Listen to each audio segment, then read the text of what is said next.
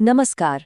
आज हम एक ऐसे पर्यावरणीय खतरे की बात करने वाले हैं जो दिखता तो नहीं है पर उसका असर हमारी दुनिया पर हर जगह है। हम बात कर रहे हैं एसिड रेन की, यानी अम्लीय वर्षा की। एक ऐसा खामोश विनाशक। तो चलिए समझते हैं कि आखिर ये है क्या और ये जानना हमारे लिए इतना जरूरी क्यों है।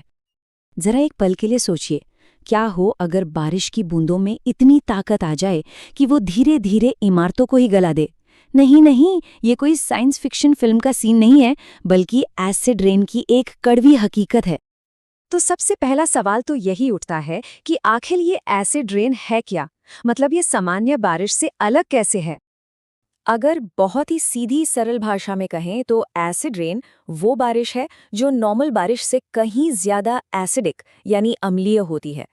ऐसा इसलिए होता है क्योंकि हवा में मौजूद कुछ केमिकल्स की वजह से इसमें हाइड्रोजन आयनों की मात्रा बढ़ जाती है, जिससे इसका पीएच लेवल गिर जाता है। इसको ना ऐसे समझते हैं, जो नॉर्मल बारिश होती है वो भी हल्की सी एसिडिक होती है, जिसका पीएच होता है करीब 5.6, मतलब समझ लीजिए ब्लैक कॉफी जितना। लेकिन जब हम एसिड रेन की बात करते हैं तो उसका पीएच गिरकर 4.2 तक पहुंच सकता है, यानी टमाटर के जूस जितना एसिडिक। और सुनने में ये अंतर भले ही छोटा लगे, पर असल में यही वो चीज़ है जो इसे इतना खतरनाक बना देती है। तो सवाल ये है कि आखिर बारिश इतनी एसिडिक हो कैसे जाती है? इसका जवाब छिपा है एक अननेचुरल रेसिपी में, जिसे हम इंसानों ने ही तैयार किया है। इस पूरी प्रॉब्लम के पीछे ना दो मेन विलन हैं, सल्फर डाइऑक्साइड और नाइट्रोजन ऑक्साइड। सल्फर डाइऑक्साइड ज्यादातर तब निकलता है जब हम बिजली बनाने के लिए कोयला जैसे फॉसिल फ्यूल जलाते हैं, और नाइट्रोजन ऑक्साइड वो आता है हमारी गाड़ियों के धुएं और बड़े बड़े कारखानों से। अच्छा, तो ये पूरी प्रक्रिया होती कैसी है? देखिए, 3 स्टेप्स हैं। सबसे पहले फैक्ट्रियां और गाड़ियां ये सब इन जहरीली गैसों को हवा में छोड़ते हैं।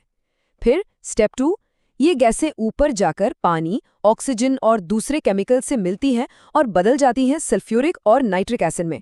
और आखिर में क्या होता है? यही खतरनाक एसिड बारिश, बर्फ या कोहरे के साथ वापस जमीन पर आ गिरता है।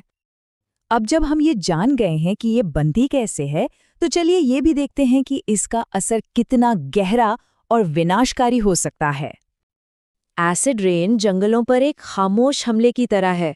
ये पेड़ों की पत्तियों को नुकसान पहुंचाती है और मिट्टी में से जरूरी पोषक तत्वों को खींच लेती है। नतीजा, जंगल धीरे धीरे अपनी जान खोने लगते हैं, बंजर होने लगते हैं।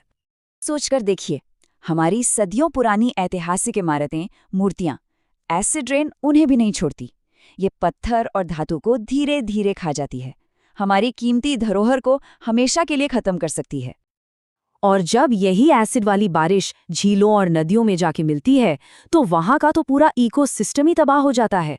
पानी इतना एसिडिक हो जाता है कि उसमें मछलियां और दूसरे छोटे मोटे जीव जिंदा ही नहीं रह पाते। तो जैसा कि हम देख सकते हैं, इसका असर हर तरफ है। पानी के स्रोतों पर, हमारी मिट्टी पर, इमारतों पर और यहाँ तक कि हमारी अपनी सेहत पर भी। हवा में मौजूद यही छोटे छोटे कण जब सांस के जरिए हमारे अंदर जाते हैं तो सांस से जुड़ी गंभीर बीमारियां पैदा कर सकते हैं। लेकिन अच्छी खबर ये है कि ऐसा नहीं है कि हम कुछ कर नहीं सकते, इस समस्या से निपटा जा सकता है। चलिए अब जरा उन समाधानों पर भी एक नज़र डालते हैं जिनसे हम हवा को फिर से साफ कर सकते हैं। इससे निपटने के लिए कई स्मार्ट तरीके अपनाए गए हैं, जैसे कि इंडस्ट्रीज में कम सल्फर वाले कोयले का इस्तेमाल करना, फैक्ट्रियों की चिमनियों में स्क्रबर नाम की टेक्नोलॉजी लगाना जो हवा में जहरीली गैसों को घुलने से पहले ही पकड़ लेती है। हमारी गाड़ियों में लगे कैटालिटिक कन्वर्टर भी यही काम करते हैं। और सबसे बड़ा सोल्यूशन है रिन्यूएबल एनर्जी जैसे सोलर और विंड पावर में इन्वेस्ट करना। साथ ही जिन झीलों का पानी खराब हो चुका है, उनमें चूना डालकर एसिडिटी को कम किया जा सकता है। देखिए, हमने एसिड रेन से लड़ने में काफ़ी तरक्की की है, इसमें कोई शक नहीं। लेकिन आज की दुनिया में नए नए इंडस्ट्रियल चैलेंज सामने आ रहे हैं। तो एक सवाल मन में ज़रूर उठता है, क्या ये लड़ाई सच में ख़त्म हो गई है, या फिर ये खतरा किसी नए और शायद पहले से ज़्यादा खतरनाक रूप में हमारे सामने आ सकता है? ये एक ऐसा सवाल है जिस पर हम सभी को सोचने की ज़रूरत है।